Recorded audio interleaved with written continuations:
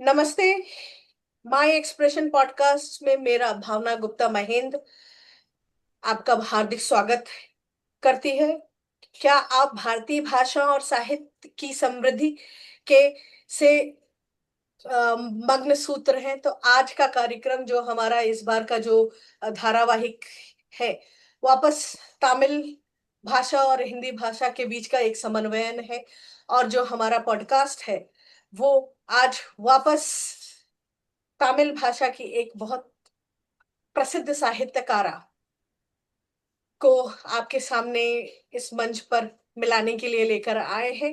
और हमारी एक कोशिश है कि सभी भारतीय भाषाओं, वो विलुप्त हुई भाषाओं और जो हमारी विदेशी भाषाएं हैं, साथ में हमारी देश की जो संस्कृति है, उसको जोड़ते हुए, हमारे युवाओं के लिए आय के साधन जोड़ते हुए, इस उद्देश्य के साथ में मैं भावना गुप्ता महेंद्र आज आपके साथ में सामने प्रस्तुत हूँ। और मेरे साथ में है मेरे आदरणीय मार्गदर्शक, आदरणीय महेश प्रसाद शर्मा जी, मध्य प्रदेश से। और हमारे साथ में जो हमारी साहित्यकारा है चेन्नई से। तो उनका परिचय मैं अपने आदरणीय मार्गदर्शक महेश प्रसाद शर्मा जी से अनुरोध करूंगी कि वो करे। और हमारे इस कार्यक्रम में, हमारे इस जो आयोजन है, हम ये आयोजन क्यों करते हैं उसके बारे में और अपने बारे में, और हमारी आज की साहित्यकारा जो है उनके बारे में और विशेषता से बताएं। तो स्वागत करते हैं महेंद्र प्रसाद शर्मा जी, जी आदर। जी, बहुत बहुत धन्यवाद आपका आदरणीय बहन भावना जी।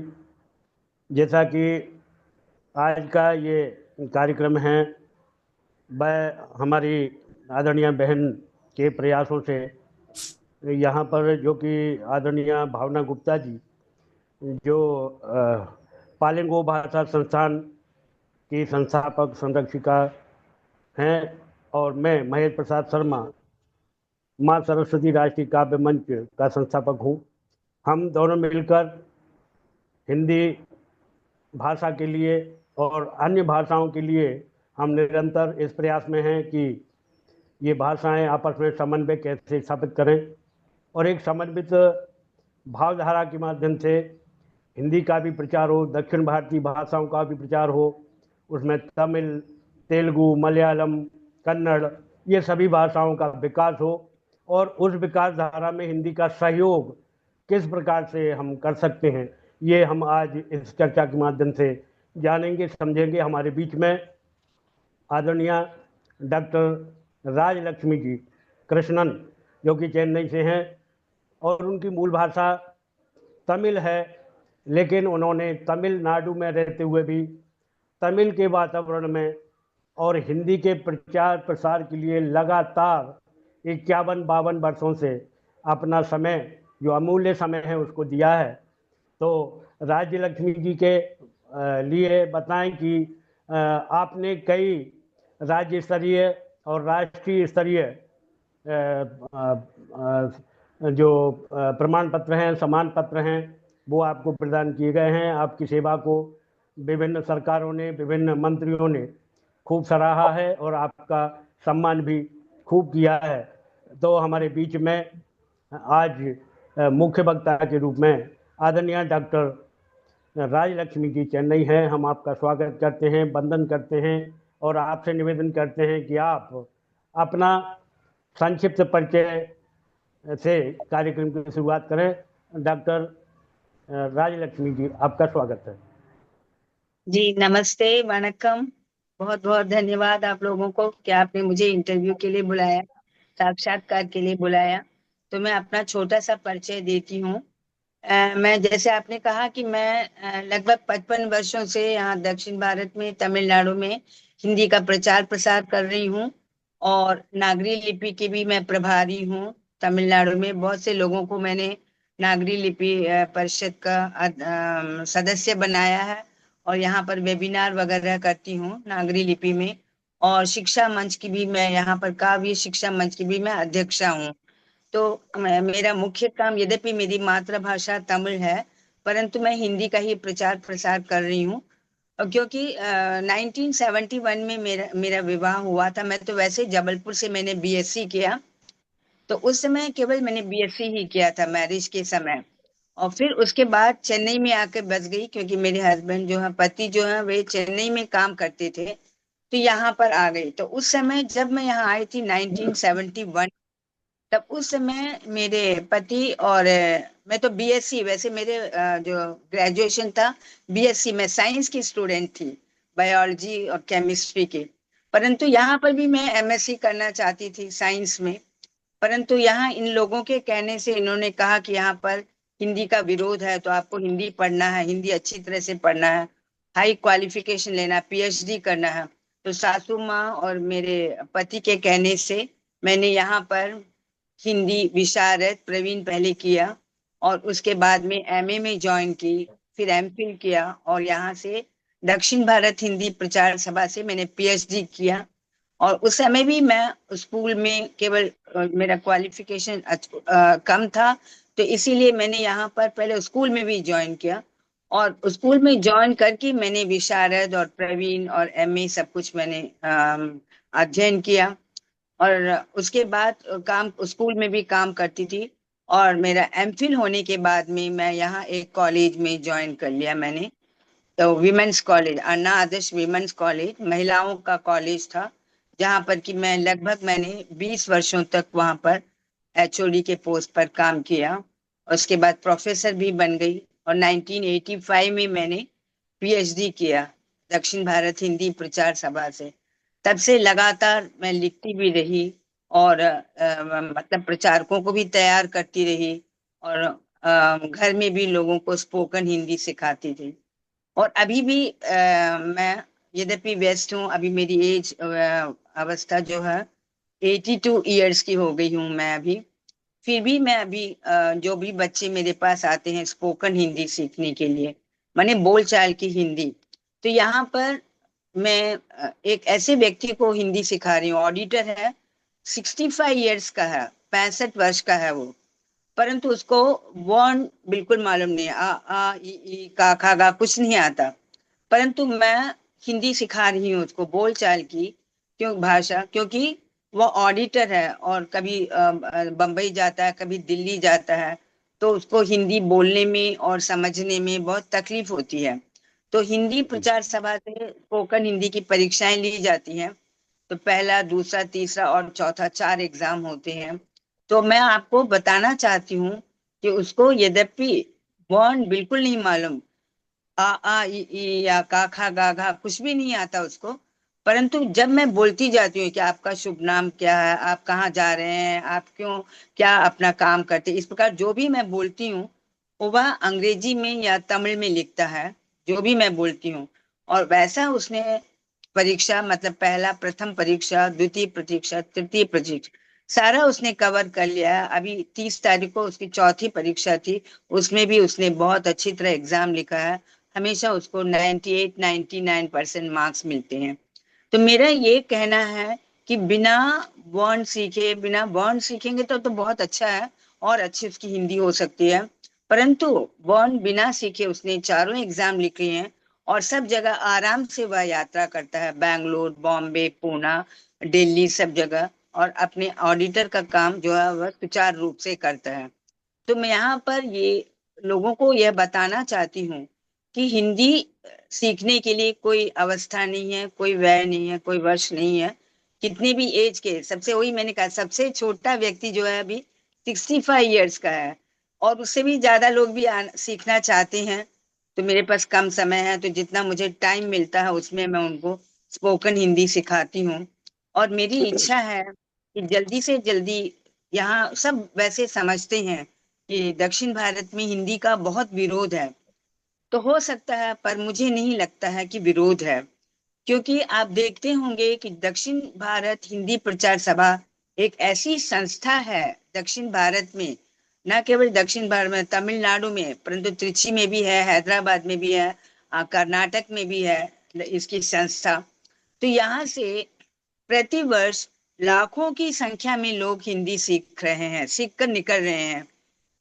किस प्रकार से कि जैसे अभी प्रचारक है, और उसके अलावा प्राथमिक, मध्यमा, राष्ट्रभाषा, विशारद, प्रवीण, इस प्रकार से वे लोग अनेक परीक्षाएं देकर निकल रहे हैं, और उनका हर साल दीक्षांत समारोह होता है। तो अपने पाठ्यक्रम के अलावा ये भी सीखते हैं, ये बहुत खुशी की बात है। और उसके अलावा इन जब परीक्षाओं को पास कर लेते हैं, प्रवीण इत्यादि को, तो उसके बाद वे एमए पढ़ते हैं। अब एमफिल तो निकाल दिया, मेरे समय में एमफिल भी था, तो मैंने एमफिल भी पास किया, और पीएचडी करते हैं 4 साल का, उसके बाद डीलिट भी करते हैं।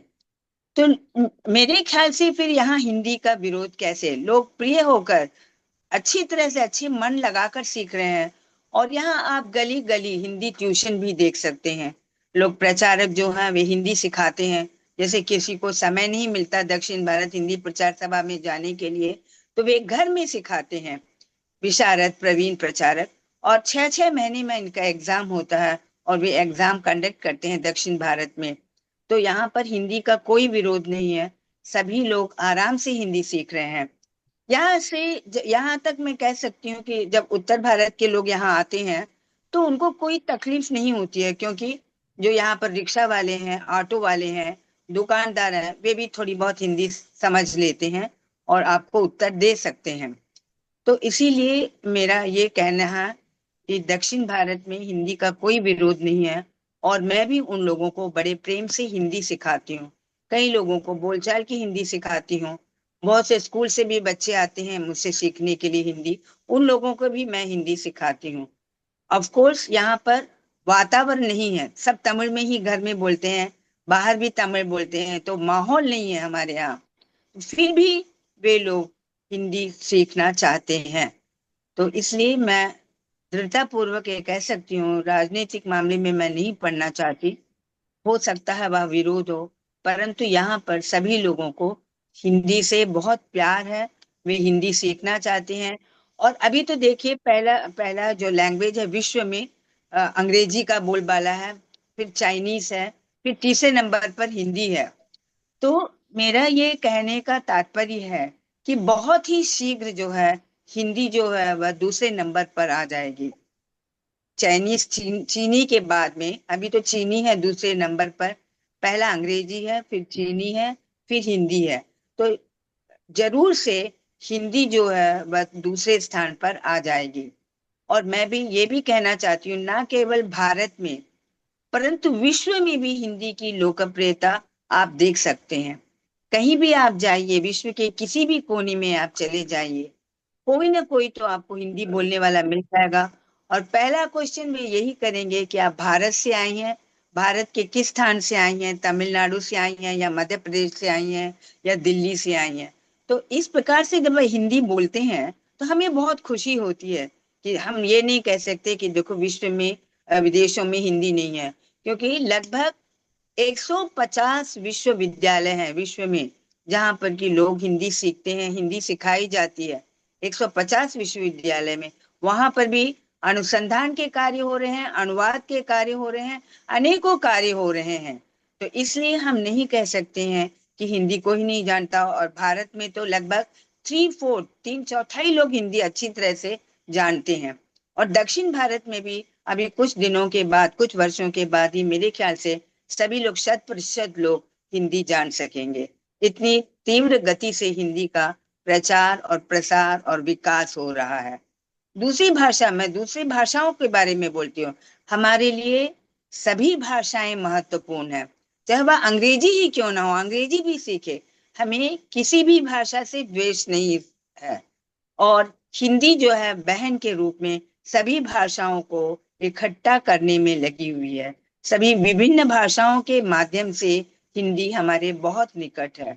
तो मैं ये कह सकती हूँ कि जल्दी ही हिंदी जो है वह राष्ट्रभाषा बन जाएगी, और उसकी लिपि जो नागरी लिपि है वह भी विश्व लिपि, और नागरी लिपि जो है राष्ट्र लिपि का गौरव प्राप्त कर सकेगी। इसमें कोई संदेह नहीं है। मेरे ख्याल से आप भी इस पर विश्वास करते जी हैं। जी जी बिल्कुल। जी इस पथ का उद्देश्य नहीं है शांति भवन में टिक रहना। जिस जी पथ पर आप जा रही हैं, इस पथ का उद्देश्य नहीं है शांति भवन में टिक रहना, किंतु पहुंचना उस सीमा पर जिसके आगे राह ना हो। वो अंतिम लक्ष्य कब हमें मिलेगा, वो माँ सरस्वती का आशीर्वाद और ईश्वर का आशीर्वाद मिलेगा, और हमारी हिंदी भाषा को राष्ट्रभाषा राजभाषा के रूप में स्वीकार किया जाएगा और उसे सम्मान बखूबी मिलेगा। जैसा हिंदी के अन्य रचनाओं में, हिंद देश के निवासी सभी जन एक हैं, रंग रूप रूप वेश भेष भाषा भाषा चाहे है अनेक अनेक। हैं। हिंद देश के निवासी सभी जन जन एक एक है, हैं, रंग रूप वेश भाषा चाहे अनेक हैं। तो ये रंग रूप और वेश और भाषा, उसमें जी भाषा का भी मुख्य योगदान है।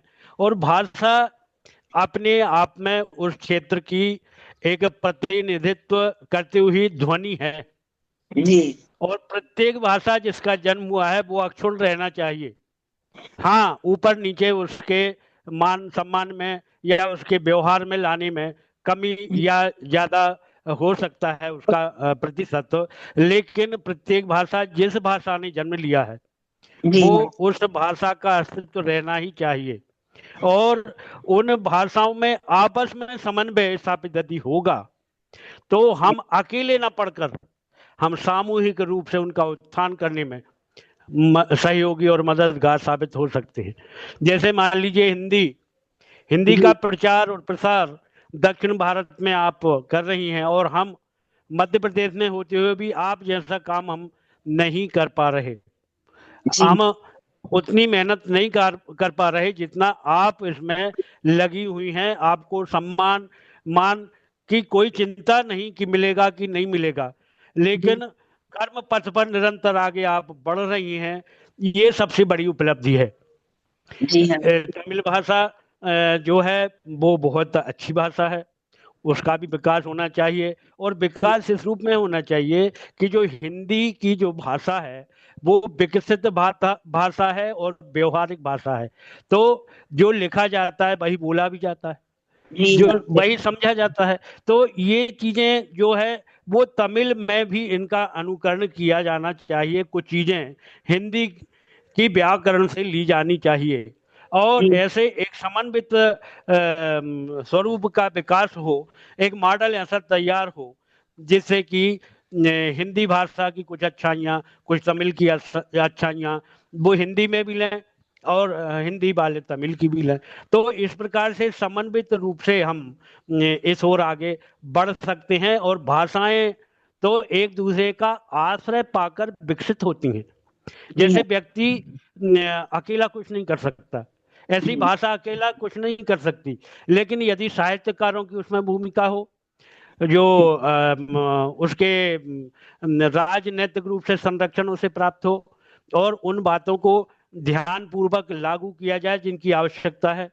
सिलेबस जो हमारे कॉलेज और विश्वविद्यालय या विद्यालय स्तर पर होते हैं, उन उनमें समन्वित रूप से उसका विकास हो, और उस विकास से फिर हम आगे बढ़ें, ऐसी कार्य योजना की जानी चाहिए। तो चलिए, बहुत बहुत धन्यवाद आपका। आपकी इन बातों से हमने जाना कि आपने आपका किस हिसाब से और किस रूप में आपने अपना जीवन प्रारंभ किया, और आपने अपनी शैक्षणिक योग्यता के बारे में भी बताया, और संघर्ष के रूप में राजभाषा हिंदी के लिए सतत किए जाने वाले प्रयासों की भी आपने यहाँ पर चर्चा की। अब मैं आपसे ये जानना चाहूंगा कि जो पृष्ठभूमि है साहित्यकार की अपनी एक पृष्ठभूमि होती है, एक उसका वातावरण होता है, एक उसका परिवेश होता है, माहौल होता है, जिसे पर्यावरण कहा जा सकता है। तो आपके लिए चूंकि तमिल का पर्यावरण चारों तरफ मौजूद था, उपस्थित था, उसके बारे में जैसा आपने बताया कि आदरणीय माता जी ने, पिताजी ने और आदरणीय पति देवनी जी ने इसमें आपको सहयोग किया, लेकिन इसके बाद भी कोई ऐसा साहित्यकार जो आपका प्रेरणा स्रोत बनकर उभरा हो और उसकी छवि लेकर कि ये व्यक्ति ये काम कर रहा है हिंदी के लिए, तो मैं भी क्यों ना इस जैसा ही बनूं।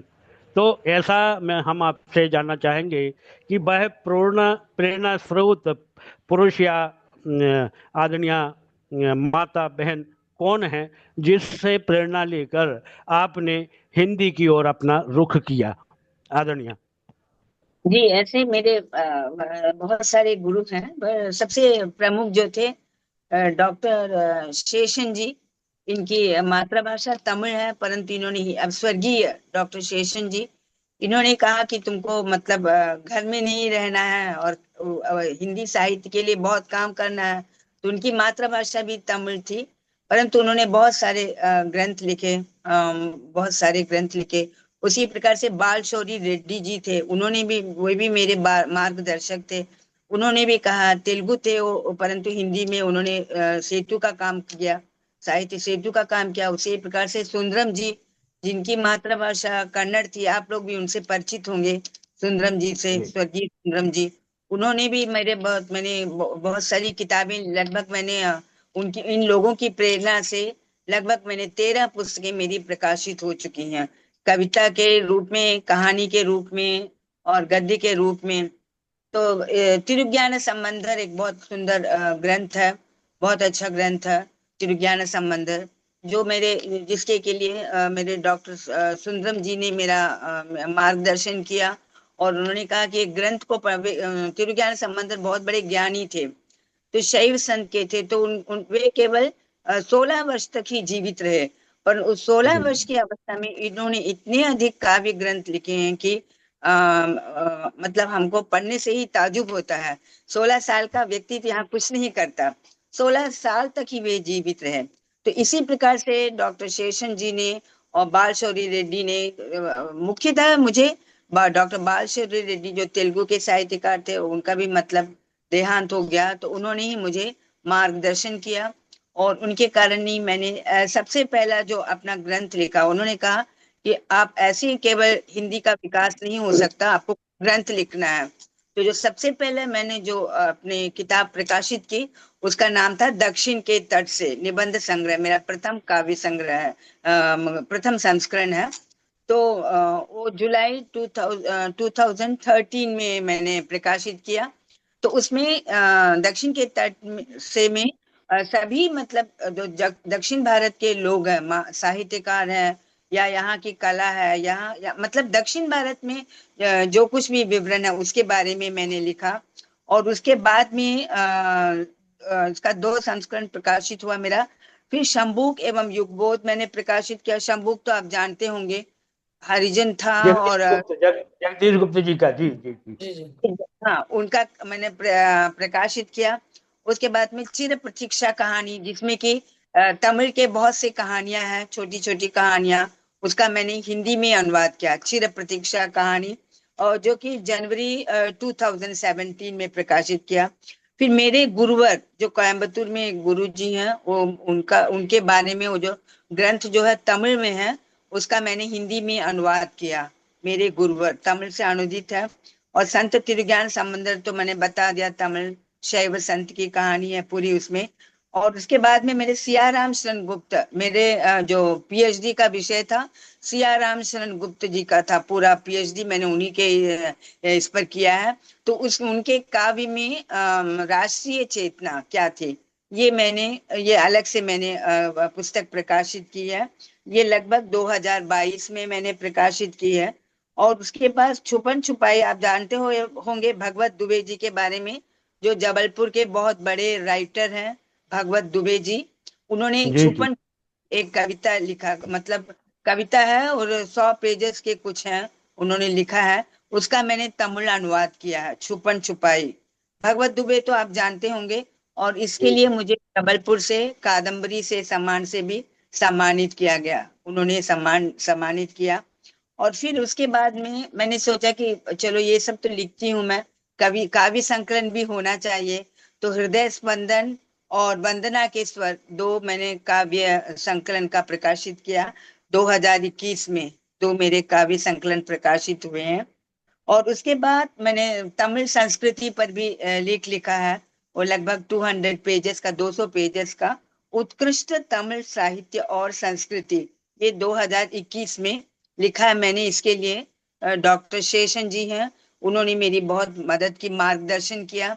तो उसमें मतलब तमिल सारे उस किताब को आप पढ़ेंगे तो यहाँ के भारत की और यहाँ तमिलनाडु की जो संस्कृति है, और जो शैव संत हैं, वैष्णव संत हैं, और मतलब यहाँ का जो कलाचार है, और भरतनाट्यम है, और कंब रामायण में किस प्रकार से नारी पात्र है, ये सारा विवरण मैंने दिया हुआ है। 200 पेजेस ही है, पर शॉर्ट में इसका पार्ट 1 अभी लिखा है मैंने, और दूसरा पार्ट भी जल्दी ही लिखने वाली हूँ। एक भाग 1 लिखा है अभी, और दूसरा भाग भी मैं, जो रिमेनिंग है, क्योंकि तमिल साहित्य तो बहुत विस्तृत है, जैसे आपको मालूम है, बहुत पुराना है, बहुत विस्तृत है, बहुत सुंदर भी है। मोदी जी ने भी अभी ह्यूस्टन में एक तमिल संस्कृति, तमिल विभाग खोला है, जहाँ से जी। लोग तमिल अध्ययन कर रहे हैं, अनुसंधान कर रहे हैं, शोध कार्य कर रहे हैं, बहुत अच्छा काम कर रहे हैं।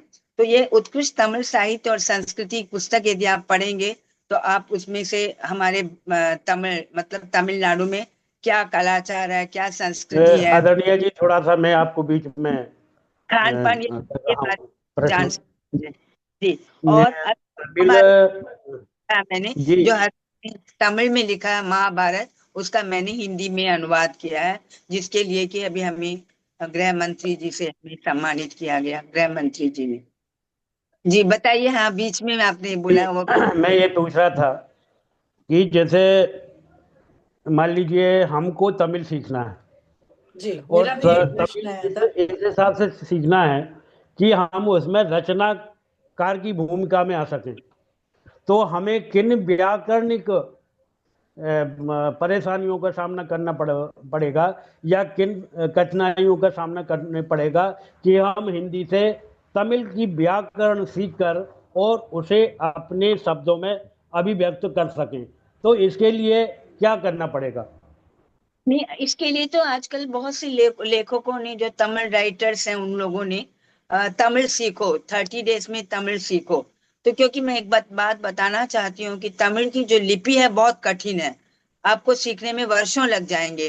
तो इसलिए उन्होंने उसको हिंदी में नागरी लिपि में लिखा है, बहुत से 30 जैसे इंगे वाह, तो इंगे वाह मैंने इधर आओ, तो इंगे वाह नागरी लिपि का प्रयोग करते हैं। तो नागरी लिपि के प्रयोग से बहुत सारे लेखकों ने हिंदी लिखा, तमिल भाषा लिखी है, जो कि 30 दिन में आप बहुत कुछ ज्ञान प्राप्त कर, छोटे छोटे शब्द, उन पे रहना, तुम्हारा नाम क्या है, इस प्रकार से जो छोटे छोटे शब्द। तो मैं यही बताना चाहती हूँ कि यदि आप लोग तमिल सीखना चाहें, तो यदि नागरी लिपि के प्रयोग से बहुत सारी किताबें अभी निकली हैं, तो आप तमिल सीखो। यहाँ दक्षिण भारत हिंदी प्रचार सभा में भी वह किताबें बिक रही हैं। तो नागरी लिपि के द्वारा लेखकों ने उसे लिखा है। तो मतलब पहले ऊपर मतलब अंग्रेजी में लिखा है, फिर नागरी लिपि में, और फिर हिंदी में। तो तीनों, यदि आपको इंग्लिश मालूम है तो आप पढ़ सकते हैं, या फिर नागरी लिपि तो सभी जानते होंगे। तो इस प्रकार से आप आसानी से तमिल सीख सकते हैं। क्योंकि तमिल भाषा सीखने में एक बहुत बड़ी कठिनाई क्या है, हिंदी में तो वैज्ञानिक है, जो हम बोलते हैं वही लिखते हैं, वही सुनते हैं, परंतु तमिल में इस प्रकार से नहीं है। जैसे का, खा, गा, घा, इन चारों के लिए केवल एक ही वर्ण है का। उसी प्रकार चा, छा, जा, जा के लिए एक ही वर्ण है चा। तो आपको कंफ्यूज होगा बहुत सारे कि क्या हो गया, कोई भी वर्ण नहीं। तो आप काला लिखो या गणेश लिखो या गो माता लिखो, कुछ भी, सबके लिए एक ही वर्ण का यूज करते हैं।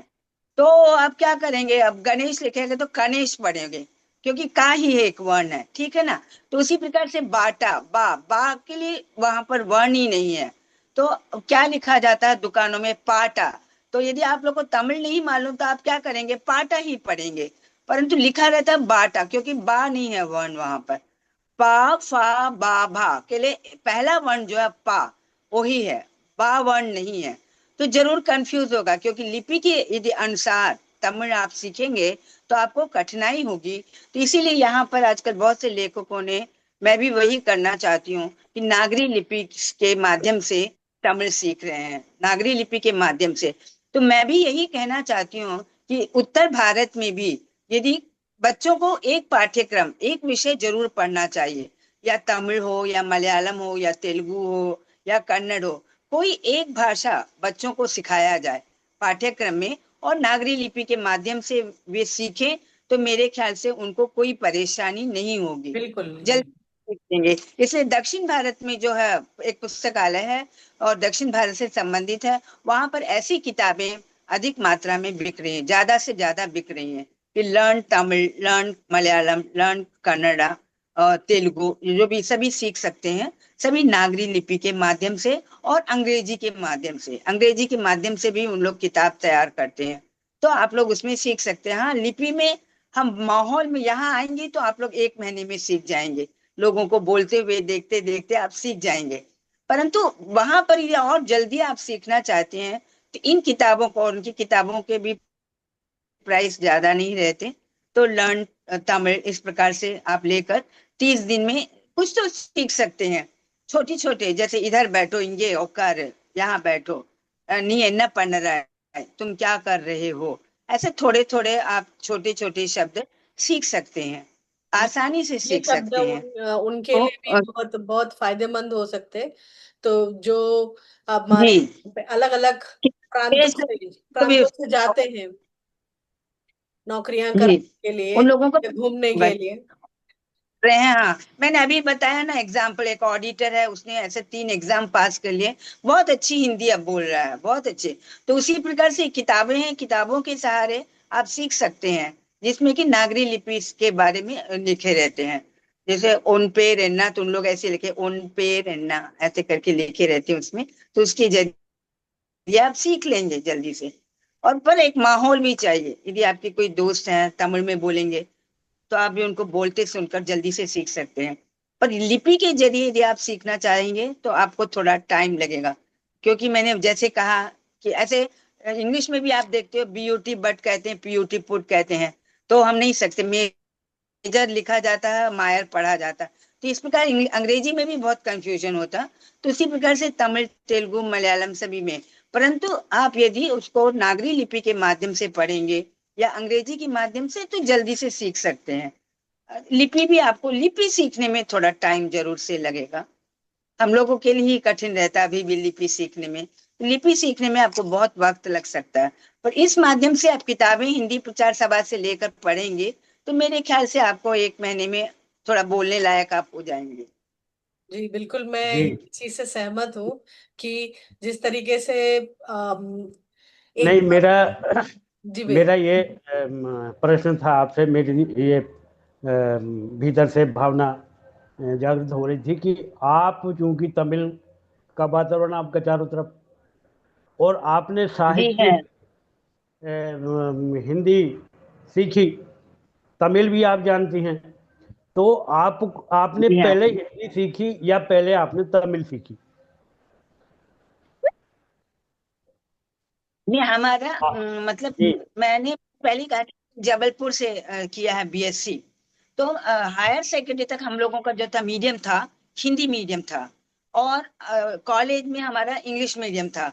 और घर में मेरे पेरेंट्स जो हैं वो तमिल में बोलते थे, तमिल में लिपि थोड़ा थोड़ा सिखाते थे। यहाँ आने के बाद में मैंने ज्यादा लिपि सीखी, परंतु शादी होने तक मुझे ठीक से लिपि नहीं आती थी, तमिल की लिपि नहीं आती थी। यहाँ आने के बाद में मेरे हस्बैंड को हिंदी मैं बोलती हूँ तो समझ लेते हैं, इतना सिखाया, परंतु अभी भी वो फ्लुएंट नहीं, अच्छी तरह से बोल नहीं पाते।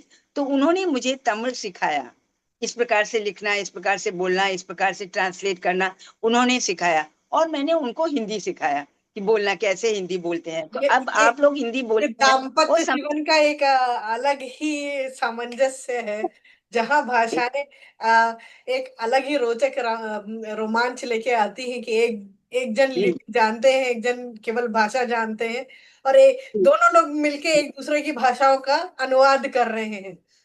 और जीवन उनके कारण ही मैं तमिल सकी, उनके कारण ही मैं तमिल इतना सीख सकी, और मेरे कारण वे हिंदी सीख सके। ये जरूर ठीक बात मैं बोल रही हूँ, हम लोग दोनों के कारण, क्योंकि वे तो तमिलनाडु से थे और मैं तो मध्य प्रदेश से थी, और हम लोगों का मैरिज हो गया, ऐसे हम लोग तो हॉरोस्कोप वगैरह देख के शादी करते हैं।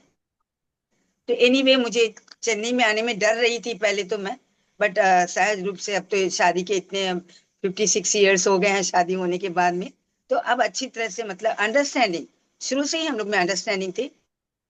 तो मैं यदि तमिल में, वो तमिल में बोलते थे तो मैं हिंदी में बोलती थी, और फिर वो बोलते थे इसका ये तमिल में करना है, ये ठीक है, ये ठीक है करके।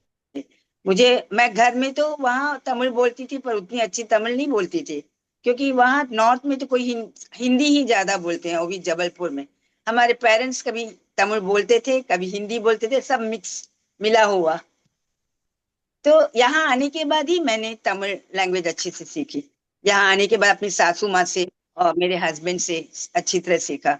और मैंने अब पहले ही कहा कि मैं हिंदी केवल बीएससी थी, तो दक्षिण भारत हिंदी प्रचार सभा से मैंने एमए, एमफिल और पीएचडी प्रचारक सब कुछ किया।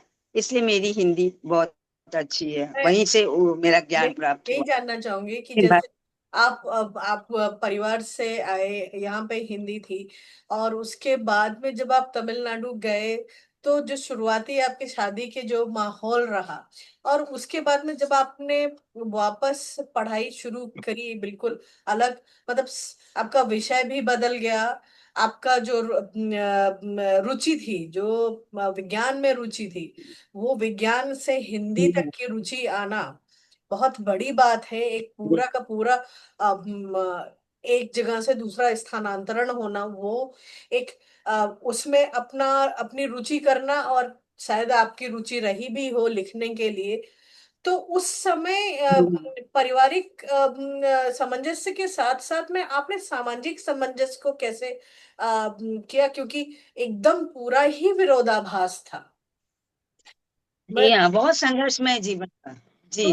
वो विरोधाभास की आप तमिलनाडु में हैं, आप एमपी से आई हुई हैं, आप तो हिंदी बोलती रही होंगी, तो इस तरीके के क्या आपको कभी कठिनाइयों का सामना करना पड़ा, और सबसे मुश्किल समय कब आया किसी विद्यार्थी के साथ में, जिसने सीखने के लिए आए तो, लेकिन वो आपके जो मार्ग में कुछ रोड़े अटकाने के मकसद से आए, या कोई जन ऐसे आए, तो उसको आपने कैसे समझा जाना, क्योंकि अब जो भविष्य का प्रवाह है युवा के साथ में, जो अलग अलग राज्यों में जा रहे हैं, तो अगर हम तैयारी से जाते हैं तो जाहिर सी बात है, जो हम सीखते हैं और जब हम उस प्रदेश में पहुंचते हैं तो वहां का माहौल बहुत ही अलग होता है।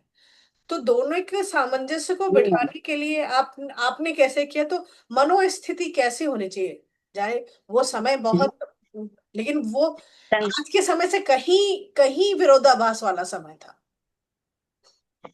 बिल्कुल, बिल्कुल। 1975 में जब मैं प्रचारक टीचर बनी, तब 1975 तक मेरा एमए हो गया था, और मैं प्रचारकों को पढ़ाती थी अब कॉलेज में, दक्षिण भारत हिंदी प्रचार सभा के कॉलेज में। तो 1975 में उस समय बहुत ही संघर्ष था।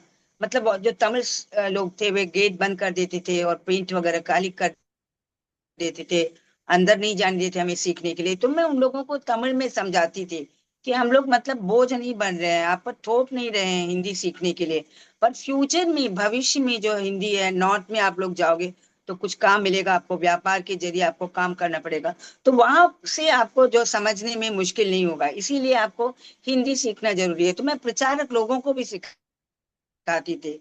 तो पहले कुछ समय तक, लगभग 1-2 साल तक बहुत संघर्ष का समय था। मुझे अंदर सिखाने नहीं जाने देते, गेट बंद कर देते थे कि आपको नहीं अंदर जाना है। फिर भी वहां के जो लोग रहते थे तो सब, उन लोगों ने हमारी बहुत मदद की। तो मैं तमिल में भी बोलती थी और हिंदी में भी बोलती थी। मैं कहती थी कि देखो, हमें तमिल से विरोध नहीं है, तो आप लोगों को भी हिंदी से विरोध नहीं होना चाहिए। हम आप पर हिंदी नहीं थोप रहे हैं, आपको अपनी इच्छा से हिंदी सीखना है।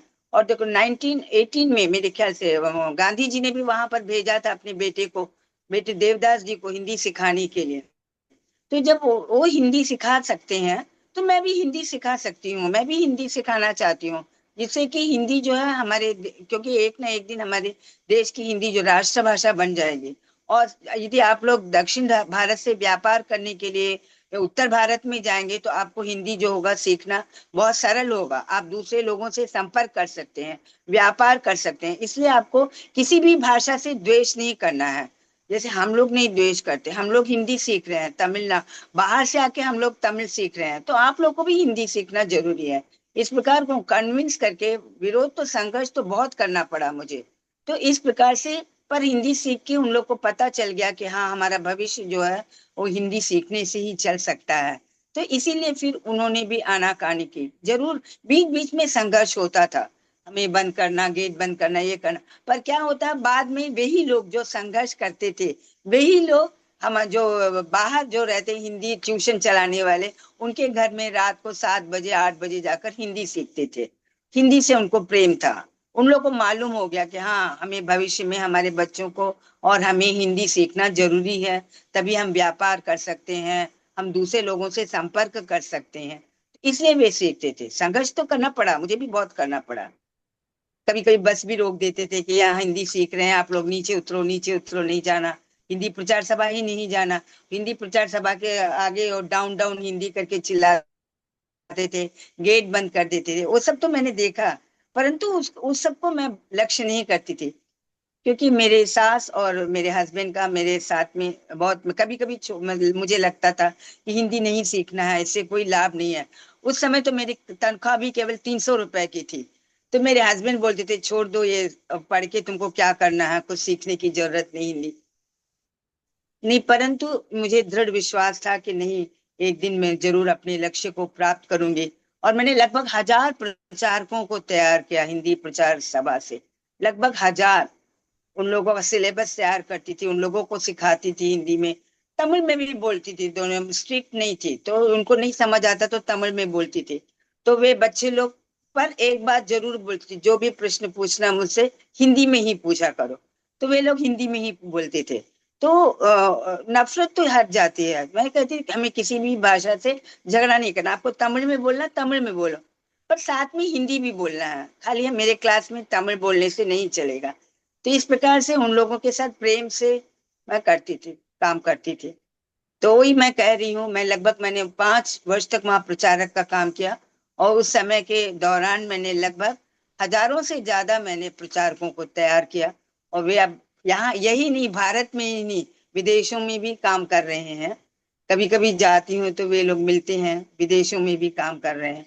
तो खुशी होती है जब वो बोलते हैं, दौड़ कर आते हैं, कभी दुकान में रहते हैं, मैडम मैडम आपने मुझे पहचाना, आपने मुझे मुझे प्रचारक पढ़ाती थी आपने। तो एकदम भूल जाती मैं। हाँ, फिर वो लोग बताते हैं कि मेरा नाम ये है। तो अच्छा लगता है। उसमें संघर्ष तो करें। और घर में दो बच्चे, जो 2 साल के थे, एक 5 साल के थे, तो उन लोगों को भी संभालना, सासू माँ को संभालना, और उसके बाद में प्रचारक का काम करना, उन लोगों को बताना किस प्रकार से लिखना, सारा काम मुझे ही करना पड़ता था। तो संघर्ष तो बहुत किया। ये संघर्ष के साथ साथ भी मैं आप। अब तो जो प्रचारक बनते हैं लाखों की संख्या में कमा रहे हैं, ऑनलाइन क्लास ले रहे हैं, ऑफलाइन क्लास ले रहे हैं, सब लेके विदेशों को भी, विदेशों में भी बच्चों को पढ़ा रहे हैं, बहुत सा कमा रहे हैं। पर उस समय तो ऐसा नहीं था, मेरे समय और सेलफोन वगैरह भी नहीं थे, तो बहुत मुश्किल होता था बच्चों को पढ़ाना।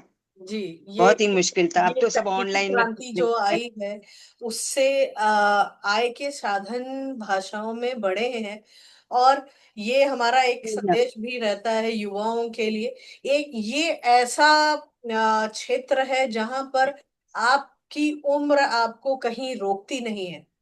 भाषा अगर आप कहते हैं कि आप अगर बहुभाषी हैं, तो अगर हम एक इसका वैज्ञानिक रूप में भी किसी का ऑपरेशन किया जाए, तो उनकी सोच में बहुत अंतर होता है। आप जितनी भाषाएं सीखते हैं, थोड़ी थोड़ी ही सही, तो, तो वो भाषाएं आपके लिए इतने मार्ग खोलती हैं कि। और मैं यही मार्ग के साथ में कुछ मैं आपसे जानना चाहूंगी कि आप मध्य प्रदेश में रही, फिर उसके बाद में चेन्नई गई, और चेन्नई से तो संस्कृतियों में और भाषा में कितना बदलाव आया। मध्य प्रदेश से लेके खाना, रहन सहन, जो आप अभी 56 वर्ष से चेन्नई में है, दक्षिण भारत की तरफ है, और दक्षिण भारत अपने खाने के लिए बहुत प्रसिद्ध रहा है। तो हमारे भाषाओं में, क्योंकि बिना, जो भी है ये कार्यक्रम खाली हिंदी भाषियों के लिए भी नहीं है, जो जो घुमक्कड़ है हमारे, हर प्रांत में जी हाँ। घूमना चाहते हैं, पर्यटन के लिए भी अरे वो लिखते हैं बहुत सारे। जो विद्यार्थी हैं उस पे भी शोध करते हैं, भारतीय संस्कृति, खाद्य और प्रकृति, जो है। तो मैं आपसे वो भी बदलाव देखना चाहूंगी कि क्या आपका यहाँ मध्य प्रदेश से मानसिक बदलाव जब विवाह हुआ तब, और खान पान आपकी पसंद क्या रही, क्या बदलाव आया, और अ, अभी तक आप जब यहाँ आते हैं या बाहर जाते तो किस तरीके से आपको आपकी भाषा आपको जोड़ती है? क्योंकि मैं तमिल जानती हूँ अच्छी तरह, तो तमिल के लोग से जुड़ जाती हूँ, हिंदी जानती हूँ, अंग्रेजी जानती हूँ, मलयालम जानती हूँ। तो इसीलिए मुझे किसी लोगों से जुड़ना प्रॉब्लम नहीं। और वहां पर क्या है, हमारे नॉर्थ में चपाती ज्यादा खाते हैं, चपाती सब्जी।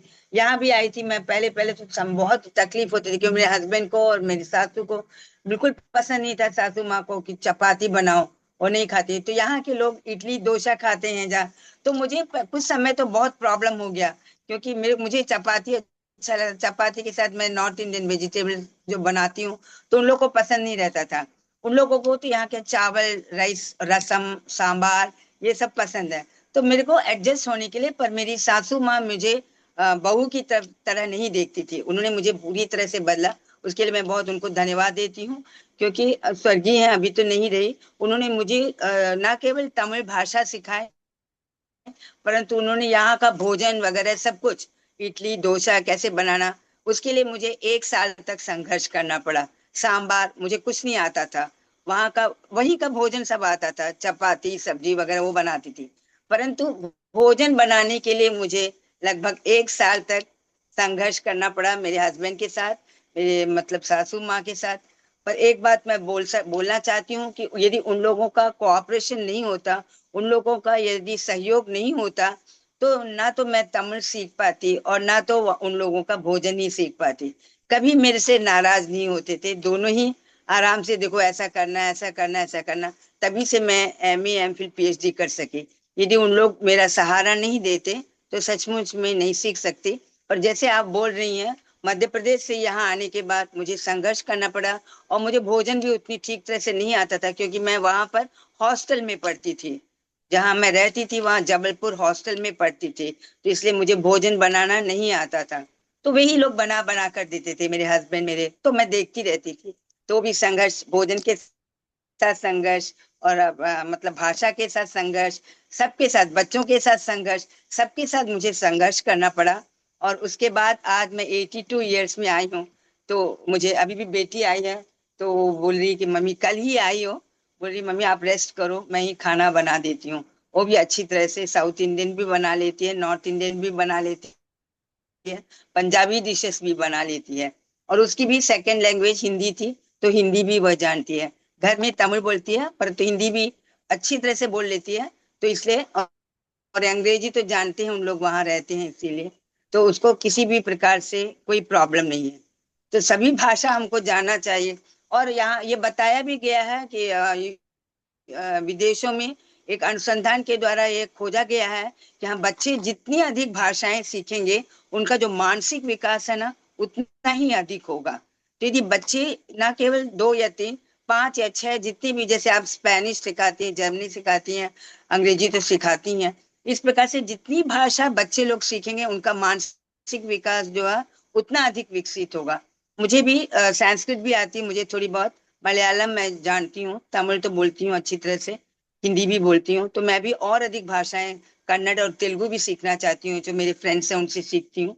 तो आप जानती होंगी भारतीयार को, हमारे माने इतने बड़े राष्ट्रीय कवि थे मैथिली शरण गुप्त जैसे, परंतु उनको 17 वर्ष की उम्र में वे 17 भाषाओं को जानते थे। Of course way 39 years he जीवित रहे। तो भारतीय सब नाम आप लोग जानते होंगे, बनारस में रहते थे। वे 17 वर्ष की आयु में 17 भाषाओं को बोल सकते थे। तो इसीलिए मैं चाहती हूँ कि बच्चे लोग जितनी भी भाषाएं सीखें, उनको सिखाना जरूरी है। हम तो इस एज में नहीं सीख पाते, पर बच्चे लोग तो जल्दी से सीख लेते हैं। तो उनका मानसिक विकास जो है उतनी ही जल्दी होगा। तो सभी भाषाएं हमारे लिए महत्वपूर्ण है। कोई किसी भाषा से हमका हमें विद्वेष द्वेष नहीं है। और हिंदी जो है, वह सभी भाषाओं को जोड़ती है। हम हिंदी को तमिल, तेलुगु, मलयालम की बहन भी बोल सकते हैं। सभी भाषाओं को जोड़ने का काम करती है हिंदी। तो सभी भाषाएं महत्वपूर्ण है, और मैं भी चाहती हूँ कि जल्दी से जल्दी तेलुगु और कन्नड़ भी जल्दी सीख लूं। जी इस जी। उम्र में थोड़ा सा सीखती हूँ। वो मैं मैं सब यहाँ किताबें पे मैं खरीद के रखी जी जी जी, मैं आपसे लर्न एक तमिल पूछना तेलुगु चाहूंगी कन्नड़। यहाँ पे कि जी। आपको मलयालम और तमिल और हिंदी में समान क्या समानताएं, कुछ समानताएं मिलती हैं? हाँ, ज्यादा नहीं है। जैसे ना वेल्लम वेल्लम कहेंगे तो ना पानी को कहते हैं वेल्लम। और ना वेल्लम तमिल में गुड़ को भी कहते हैं वेल्लम, गुड़ को भी कहते हैं। इस प्रकार समानताएं तो बहुत ज्यादा हैं। सब मैं लिख के रखी हूँ। तो वेल्लम बोलेंगे ना तो, और एक वेल्लम बोलते हैं, वेल्लम वन्नु मलयालम में, मतलब फ्लड आ गया है, फ्लड, तो फ्लड भी कहते हैं। और वेल्लम तमिल में गुड़ को भी कहते हैं। इस प्रकार से जैसे हम कहते हैं निंदे पेरेंदा, मलयालम में बोलते हैं ना, निंदे पेरेंदा, तुम्हारा नाम क्या है। नहीं, और इसमें तुम उन्होंने पेरेन्ना, बोलते तुम्हारा नाम क्या है। थोड़ी थोड़ी समानताएं मिलती हैं। तो लिख के रखा है मैंने, जरूर बताऊंगी आप लोगों को। पर सबका हम हम लिखने से हमको, मतलब सब भाषाओं को हम जल्दी ही सीख सकते हैं। जी जी। और आजकल के लेखक लोग बहुत सारे लिख रहे हैं, learn Tamil, learn Telugu, learn Kannada, learn 30 days में आप सीख मैंने सकते हैं। मैंने भी बहुत तो ढेर इन सारी किताबों पीडीएफ डाउनलोड करके रखी हुई है। और जब भी साक्षात्कार होता है तो थोड़ा आगे पीछे कुछ शब्द ग्रहण कर और लेती आप देखती होंगी पटल पर भी अनंत कृष्णन जी लिखते हैं तमिल में, नागरी लिपि में बहुत सारे वर्ड्स लिखते हैं वो भी। तो बहुत लोग ट्राई कर रहे हैं, पर सभी भाषाएं मेरे ख्याल से हम सीख सकते हैं, नागरी लिपि के द्वारा ही सीख सकते हैं। लिपि के द्वारा सीखना और भी अच्छी बात है, जी पर जी। हम नागरी लिपि के जरिए सीख सकते हैं। और सभी भाषाओं का महत्व है। हिंदी हमको सब भाषाओं को जोड़ने वाली भाषा है, तो हमें हिंदी से कोई विरोध नहीं है कि नहीं? कोई भी विरोध नहीं हमें हिंदी से। हमें कोई पर सब विरोध कहते नहीं। हैं कि दक्षिण भारत का विरोध है, पर मेरे मेरे ख्याल से बिल्कुल विरोध नहीं है यहाँ पर। सब हिंदी को प्यार करते हैं, हिंदी से लगाव है उनका, हिंदी लोग सीखते हैं। और दक्षिण भारत से तो लाखों की संख्या में लोग निकल रहे हैं, छात्र अपने सिलेबस के अतिरिक्त वे लोग ट्यूशन जाते हैं और हिंदी सीखते हैं। जी। जी जी। मैं और बोलचाल की भाषा भी सीखते हैं। मैं यहीं पे आदरणीय महेश भैया जी से अनुरोध करना चाहूंगी कि आप सत्र को आगे बढ़ाएं। और आपके मन में अभी बहुत ढेर सारे प्रश्न उबाल ले रहे हैं। जी जी जी। अब दक्षिण से बोलना जुड़ने का जो हमारा ये संयोजन। आप लोगों से जुड़ने का मुझे बहुत खुशी हुई, भावना जी और महेश जी, बहुत अच्छे से आपने क्वेश्चन पूछे, प्रश्न पूछे। और मैं अपनी एक दो कविताएं भी आप लोगों को सुनाना बिल्कुल चाहती बिल्कुल बिल्कुल। हूँ, इजाजत दें तो। जी जी। इजाजत दें तो मैं सुनाना चाहती इसीलिए हूँ आप लोग। कविताओं में माहिर और संकलन में माहिर मैं आदरणीय महेश भैया जी को अब पटल देना चाहूंगी कि आगे आप और जितने भी हम हमारी जानकारियां हो सकती है हम ज्यादा चलिए, जैसा दर्शकों तक जी पहुंचाएं। जी, जैसा कि बहुत अच्छे क्वेश्चन पूछे। आदरणीय ये वंदना के स्वर, मेरी कविता की पुस्तक है वंदना के स्वर, दिखाई दे रहा है आपको? जी जी जी। जी जी, बिल्कुल जी, बिल्कुल, वंदना। बहुत अति ये उत्तम जी। जी, ये लगभग 120 पेजेस के हैं। मैं एक दो जी कविताएं भी बोलना चाहती हूँ, यदि आप लोग इजाजत दें तो। हिंदी से कवि, चलिए, हिंदी बोल कविता है। दीजिए, दो कविताएं बोल दीजिए आप उसमें से। दो कविताएं बोल दीजिए, फिर मैं आपसे चर्चा करूंगा। अच्छी बात, ठीक है। अभी चर्चा करेंगे कि बाद में करेंगे? नहीं, आप पहले कविताएं बोले और आप पहले कविता बोल दीजिए, फिर चर्चा। तो और भी अभी प्रश्न हैं, तो उनके लिए तो पूछना पड़ेगा आपसे। ओके। तो ये एक कविता है, शीर्षक है कुछ तो लिख दूं मैं, कुछ तो लिख दूं मैं। तो आप लोग बहुत अच्छा प्रश्न पूछ रहे हैं, मुझे बहुत खुशी हो रही है। तो ये थोड़ा मतलब चेंज करने के लिए टॉपिक में ये कविता पढ़ना चाहती हूँ। कुछ तो लिख दूं मैं, हर दिन सोचती हूँ कि कुछ ना कुछ लिखूं मैं। हर दिन सोचती हूँ कि कुछ ना कुछ लिखूं मैं, परंतु विचार अपने ही परंतु विचार आते ही सब कुछ भूल जाती हूँ। परंतु विचार आते ही सब कुछ भूल जाती हूँ। शायद यह उम्र और बुढ़ापे का असर, शायद यह उम्र और बुढ़ापे का असर। पर मेरे बाद कोई निशानी तो रह जाए, पर मेरे बाद कोई निशानी तो रह जाए, इसलिए लिखती हूँ, इसलिए लिखती हूँ। समाज में मेरी कद्र करने वाले सभी हैं, समाज में मेरी कद्र करने वाले सभी हैं, पर पाठक कम होते जा रहे हैं, पर पाठक कम होते जा रहे हैं। लिखना बहुत कुछ चाहती हूँ, लिखना बहुत कुछ चाहती हूँ, कहना बहुत कुछ चाहती हूँ, कहना बहुत कुछ चाहती हूँ। पन्ने अब भी बहुत खाली हैं, पन्ने अब भी बहुत खाली हैं, उसे मैं भरना चाहती हूँ, उसे मैं भरना चाहती हूँ। पर एकाएक मन उदास हो जाता है, पर एकाएक मन उदास हो जाता है और नकारात्मक सोच उभरने लगती है, और नकारात्मक सोच उभरने लगती है। भविष्य के बारे में सोच सोचकर, भविष्य के बारे में सोच सोचकर मन भयभीत हो जाता है, मन भयभीत हो जाता है। क्या यही जिंदगी है, क्या यही जिंदगी है?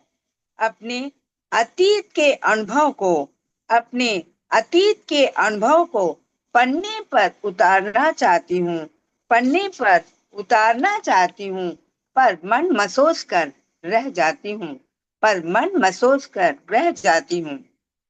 अभी पन्ने बहुत खाली हैं, अभी पन्ने बहुत खाली हैं। कुछ न कुछ लिखना चाहती हूँ, कुछ न कुछ लिखना चाहती हूँ, देश की सेवा करना चाहती हूँ, और देश को राम राज्य बनाना चाहती हूँ, और देश को राम राज्य बनाना चाहती हूँ। अच्छी है, पसंद आई आपको? जी बहुत सुंदर, बहुत सुंदर। थैंक यू हिंदी अपना स्वाभिमान है, हिंदी अपना जी। स्वाभिमान है, हिंदी ही पहचान, हिंदी जी जी अपना स्वाभिमान है, हिंदी ही पहचान, और हिंदी माता है हम सबकी, हम इसकी संतान। जी हिंदी हाँ। माता है हम सबकी, हम इसकी संतान।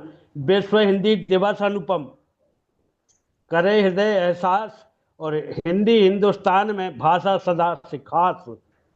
इसकी गोदी में परम सुखद अति, इसकी गोदी परम सुखद अति, सब भाषा के शब्द जहां, सब जी भाषा के शब्द जहां, देशज और विदेशी आकर रमते यहाँ सदा सदा, रमते यहाँ सदा सहा सदा। अंग्रेजी उर्दू व फारसी जब हिंदी में मिल जाती है, जी अंग्रेजी उर्दू व फारसी जब हिंदी में मिल जाती है, ऋषमुग पर्वत नियर आया, ऋषमुग पर्वत नियर आया, तुलसीदास को भा जाती है। तुलसीदास तो जी ने स्कंदा कांड में लिखा है, जी ऋषमुग पर्वत नियर आया, नियर आया मतलब नियर माने समीप है वो, तो नियर आया अंग्रेजी से ले लिया, और हिंदी में ऐसा अर्थ हो गया कि उसका शब्द का जो अर्थ है वो हिंदी में ले लिया कि ये पास में है, जबकि वो अच्छा अंग्रेजी शब्द है, नियर भैया आया। यहाँ पर मेरे मन में जो शब्द आ रहे हैं, चार लाइनें मैं जो कहना चाहती हूँ। नीलगिरी हो या सह्याद्री, विंध्याचल हो या हिमालय, वाड़क्कम कहे या नमस्कारा या कहे नमस्ते, सब है हमारे अपने। एक ही सिंधु, एक ही गंगा, एक ही ब्रह्मपुत्र, एक ही यमुना। तो जी भाषा का जो गंगा सागर है, अब हमको है मिलना। तो अब चले, अब हमको है मिलना, अब हमारा संगम है वो गंगोत्री से निकले जी तो कन्याकुमारी में जाकर मिले, जी बंगाल से चले तो हम गुजरात में आकर ठहरे। तो यही है एक हमारा उद्देश्य। तो अब दक्षिण से मध्य प्रदेश, मध्य जी प्रदेश से हिमालय, हिमालय की चोटी लेकर जी से गुजरात, गुजरात से आसाम तक जी हम वापस मिलते चले, और ये प्रवाह कभी ना रुके। इसी प्रवाह के साथ में मैं वापस आपके शब्दों के साथ में ही ये शब्द जोड़ना चाह रही थी। और मुझे अभी हाथ में मेरे कुछ नहीं है, जो मन में आया मैंने वो सामने रखा। बहुत सुंदर, बहुत बढ़िया। इतनी तो अच्छी कविता, सभी लोगों को आपने जोड़ दिया, भारत के सभी लोगों को आपने जोड़ दिया। और ये हमारा जो उद्देश्य है। और जी आप लोग एक एक मोती हैं जो जो मैंने जो हमने शुरुआत कन्याकुमारी से की है, दक्षिण से की है। ये मोती चारों दिशाओं में इसको गूंथ के रहेंगे, और एक ये जी पूरी माला पूरे विश्व में ऊपर आएगी, सभी हमारी भाषाओं के साथ में, जो हमारी विलुप्त भाषाएं भी हैं। हर क्षेत्र में न जाने कितनी भाषाएं विलुप्त हो रही हैं। मैसूर के जो जो रिपोर्ट है उसके हिसाब से, मैसूर में जो हमारे भाषाओं का जो ऑफिस है वहां, जी तो बहुत कुछ है। हमारे नवयुवकों को भी करने के लिए, बहुत सीखने के लिए, बस एक चाहिए, वो है इच्छा। जी, बिना इच्छा होनी। इच्छा के, बिना इच्छा के कोई कुछ नहीं कर सकता, आपको कोई भाषा नहीं थोप सकता। आप हिंदी भी सहृदय से, खुशी मन से ठीक है। हृदय में जगह दें। देखिए, आपको हर भाषा आकार लेके एक नया संसार आपके लिए, नए दरवाजे खोलेगी, व्यापार के, जी संस्कृति के, और जी, आपके विचार के। करेक्ट। भैया जी, मैं आपके जो प्रश्नों का इंतजार कर रही हूँ, कि ताकि हमें और जानकारी मिले। जी जी जी। एक बार, विलुप्त होती हुई भाषाओं के लिए तो नागरी लिपि सबसे उत्तम है। जी। जो भाषा विलुप्त हो रही है, मिटती जा रही है, जी। तो उनके लिए लिपि होना है, तो उसके लिए नागरी लिपि सबसे उत्तम है। क्योंकि सरल है और वैज्ञानिक है, जैसा हम बोलते हैं वैसे ही लिखते हैं, तो उसके लिए सबसे उत्तम नागरी लिपि है। तो कोई जो भाषा कम से कम बची रहेगी, विलुप्त नहीं होगी, यदि उसकी लिपि हम नागरी लिपि को अपनाएं तो। जी, ये डेढ़ एक बज तरीका किया गया। जा सकता है। देखिए अभी तक समय 2 बज रहा है। जी। जी। जी भैया जी, फिर हम इसको यहीं तक चलिए चलिए, जी। मेरा एक छोटा सा और जी आप प्रश्न कुछ है। पूछते थे, रमेश जी आप भी कुछ पूछना चाहते थे शायद। जी जी जी जी, मैं पूछ रहा हूँ आपसे। मैं ये पूछना चाह रहा था कि जैसे हिंदी का और तमिल भाषा का जो साहित्य उपलब्धि है, वो अक्षुण्ण है, अथाह सागर है। हिंदी में जैसे जातक कथाएं मिलती हैं, हितोपदेश या पंचतंत्र की कहानियां मिलती हैं। उसके बाद में आधुनिक काल तक, हिंदी साहित्य के विभिन्न कालों में, आधुनिक साहित्य तक, आधुनिक काल तक वो यात्रा निरंतर अनवरत रूप से चालू है। तो मैं ये पूछना चाह रहा हूँ कि जैसे हिंदी में जातक कथाएं मिलती हैं, जिन्हें हमने बचपन में पढ़ा है और जिनसे हमारी हिंदी की पृष्ठभूमि मजबूत होती है, सुदृढ़ बनती है, तो क्या ऐसा साहित्य भी जन सामान्य के लिए जो उपयोगी हो, वो तमिल भाषा में उपलब्ध है? जी हाँ, बिल्कुल उपलब्ध है, बहुत सारे उपलब्ध हैं। तिरुकुरल को ले लीजिए आप, उसमें बहुत सारे हैं आपको। उपदेशात्मक है, जैसे आप लोग पढ़ते हैं उसी प्रकार से जातक की कथा, सब सब कुछ मिल जाती है। तिरुकुरल तो बहुत महत्वपूर्ण है। उसी प्रकार हमारे पहले के जो शैव संत थे और वैष्णव संत थे, इन लोगों ने भी बहुत सारे नीति परक ग्रंथ लिखे हैं, बहुत सारे। तो जरूर से होंगे बहुत सारे, परंतु उसके बारे में मुझे ज्यादा जानकारी नहीं है। परंतु अवश्य है, नीति परक दोहे हैं, सब कुछ है, तमिल में भी है। तो मतलब पहले के जो शैव संत थे, वैष्णव संत थे, इन लोगों ने उसके बारे में बहुत कुछ लिखा है। तो ही मैंने कहा ना, यदि आप मेरे तमिल बुक लेंगे तो उसमें से आप देख सकते हैं क्या लिखा करके। उसमें मैंने यही सब लिखा, उत्कृष्ट तमिल साहित्य और संस्कृति। और कंब रामायण में भी इसी प्रकार से है, बहुत सारे बातें आपको पढ़ सकते हैं आप।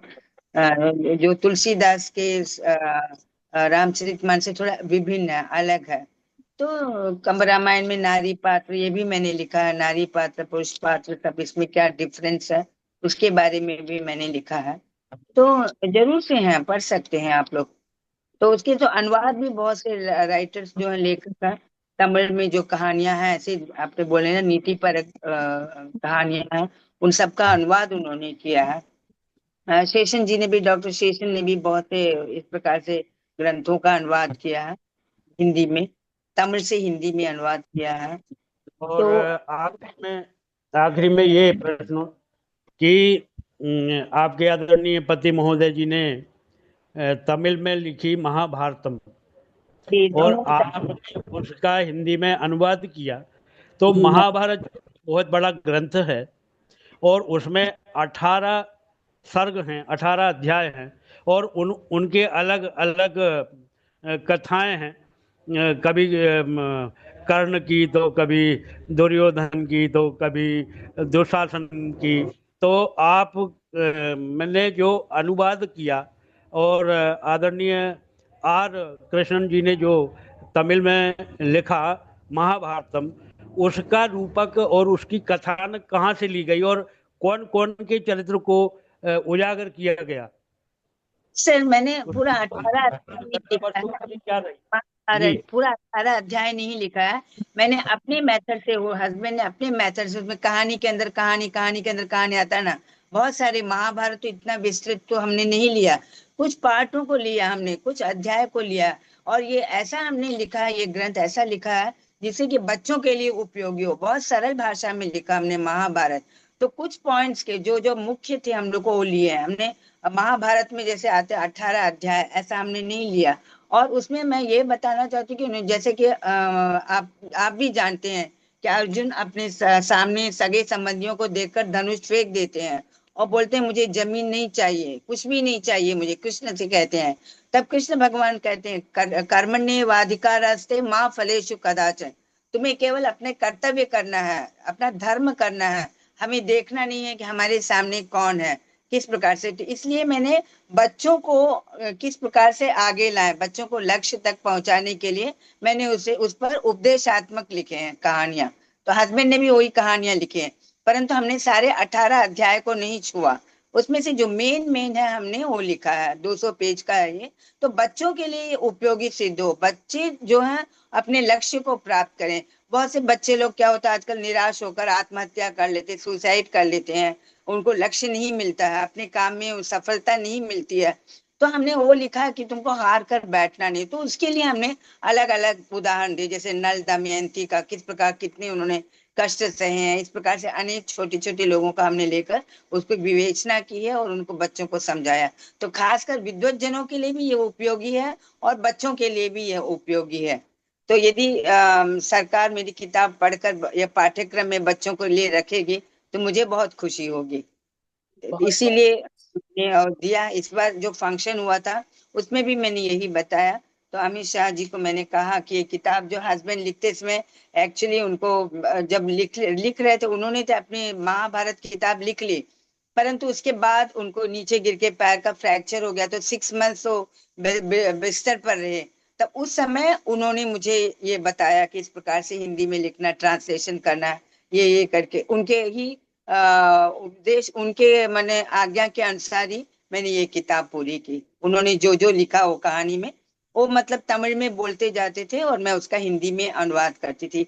इसलिए इस किताब को लिखने में मुझे 1 साल लग गए, क्योंकि 6 महीने तक मैंने कुछ नहीं किया उनके कारण, वो बिस्तर पर पड़े रहे। तो इसलिए 6 महीने के बाद, 1 साल के बाद ही मैंने ये किताब पूरी की, वही मैंने बताया। तो इसमें बच्चों के लिए, बच्चों को ही ज्यादा उपदेश दिया गया है कि कितने लोग इतनी मुश्किल से सामना करते हैं पुराने जमाने में, उनके सामने डिफिकल्टीज थे, परंतु उन्होंने किस प्रकार से उनका सामना किया, तो ये बताया गया है उसमें। जी जी। तो 18 अध्याय मैंने पूरा नहीं लिखा है उसमें। मैं तो आप एक ये ऊपर वाले से प्रार्थना करती हूँ कि आप पूरे 18 अध्याय पूरे करें, और इसको और तमिल, तेलुगु, मलयालम सभी में इसका अनुवाद हो, और हम सभी को ये ग्रंथ पढ़ने को मिले, और बच्चों को भी इसमें एक प्रेरणा मिले। क्योंकि समय का भी अब अभाव हो रहा है। मैं भैया जी से भी उनके विचार जानना चाहूंगी, और साथ में हमारे दर्शकों के साथ में फिर मैं एक संदेश देना चाहूंगी भैया जी।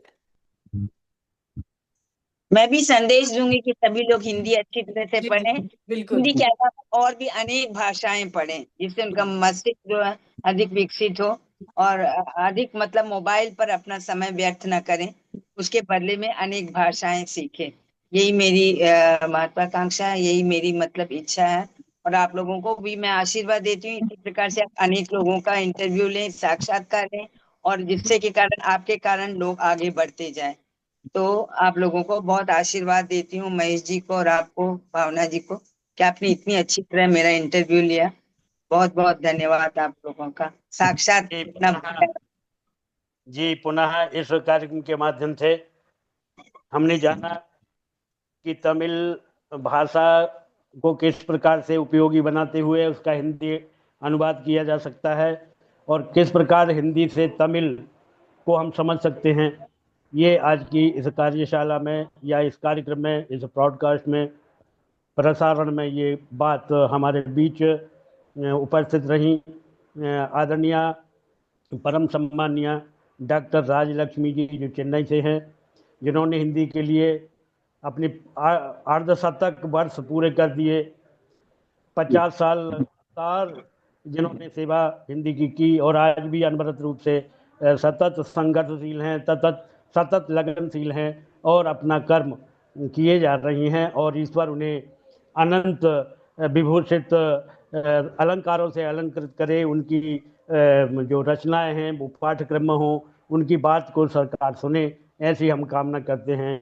और मंच की ओर से पुनः आदरणीय डॉक्टर राजलक्ष्मी जी का हम वंदन, अभिनंदन और नमन करते हैं। बहुत बहुत धन्यवाद। पुनः पधारिएगा। बहुत अच्छी आज की चर्चा में आपने समस्त प्रश्नों के उत्तर बहुत अच्छे तरीके से, बहुत सुंदर ढंग से, बहुत व्याख्यात्मक शैली में आपने अपनी बात रखी और सभी लोगों को ये समझ में आ गया कि हिंदी और तमिल दोनों सहयोगी भाषाएं हैं। दोनों के सहयोग से हम निरंतर भाषाओं की प्रगति में अपना योगदान दे सकते हैं। आदरणीय हमारी बहन भावना जी का भी मैं हृदय से अभिनंदन और स्वागत वंदन करना चाहूँगा, जिन्होंने ये श्रृंखला विभिन्न भाषाओं का विकास कैसे हो और हम अपनी उसमें कैसे भूमिका का निर्वहन करें और किस प्रकार से भाषाएं अपनी प्रगति करते हुए निरंतर साहित्य की ओर आगे जाएं और जन सामान्य के लिए प्रत्येक भाषा सुलभ हो और सुगम हो, जिससे कि हम अपने कार्य व्यवहार, अपनी शैली और अपने जीवन में जो भाषागत परेशानियां आती हैं उनसे हम बखूबी उनसे हम अपने आप को तैयार कर सकें, उनसे परिचित हो सकें।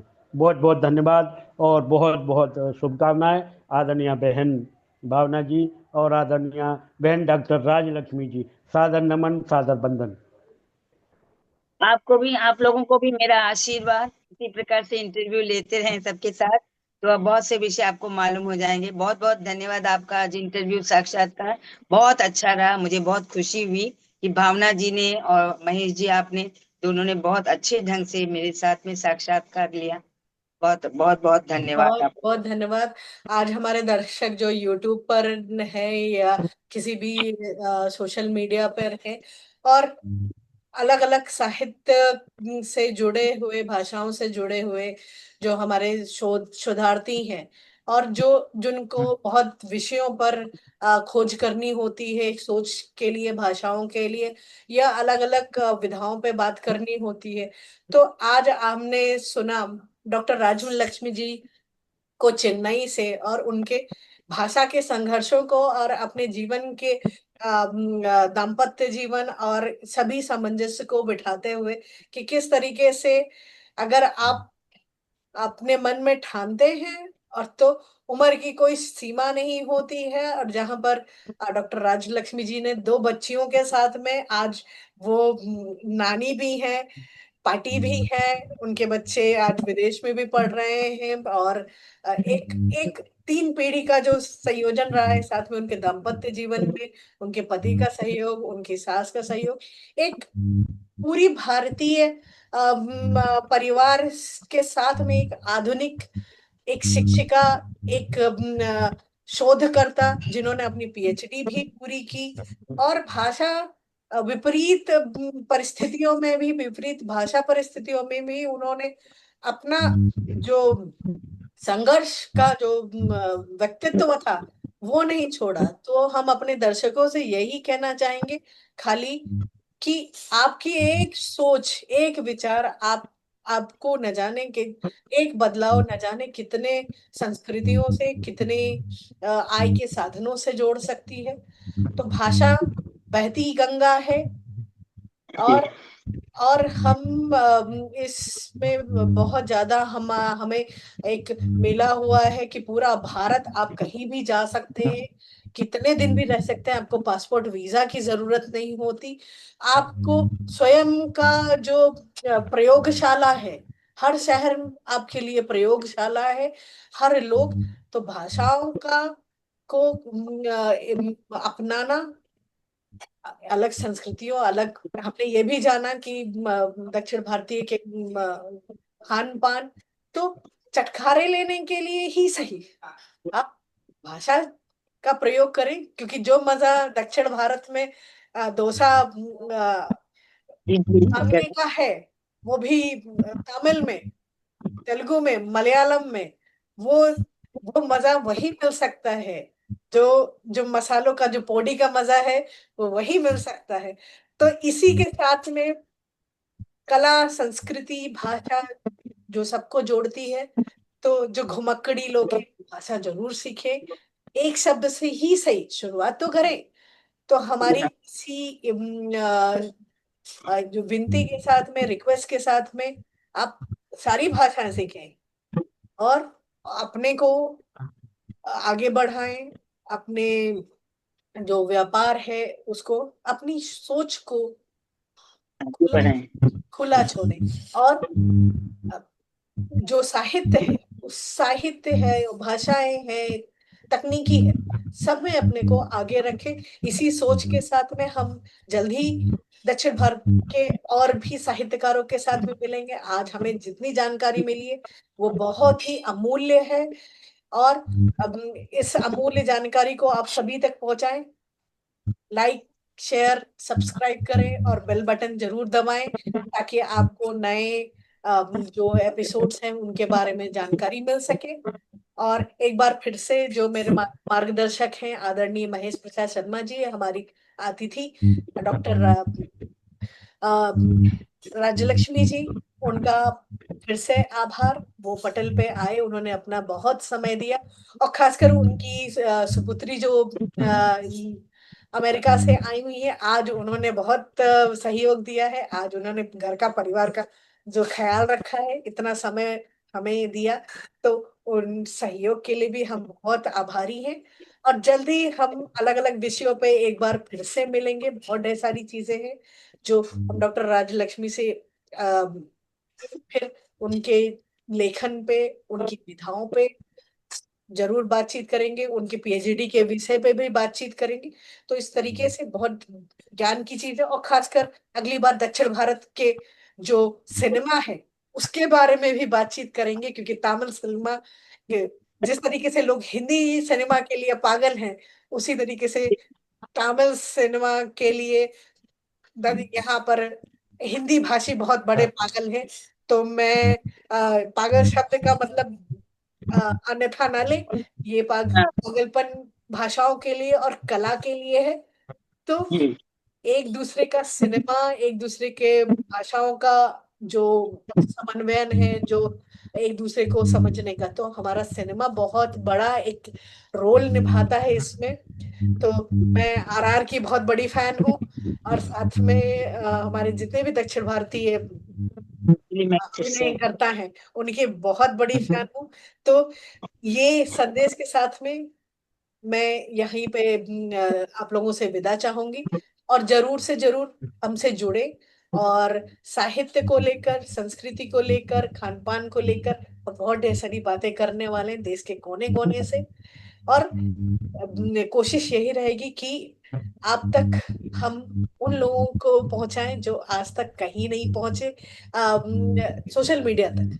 लेकिन उन्होंने इतने खूबसूरत काम किए हैं, इतने अच्छे साहित्य लिखे हैं कि हम सबको उनके बारे में जानना जरूरी है। तो इसी के साथ में हम कार्यक्रम यहीं पर समाप्त करते हैं। जरूर से आप लाइक, सब्सक्राइब और शेयर करें लोगों तक। हिंदी भाषा और सभी भाषाओं के प्रति जुड़ने का एक यही हमारा संकल्प है। नमस्कार, जय हिंद, जय भारत। जय भारत। जय भारत।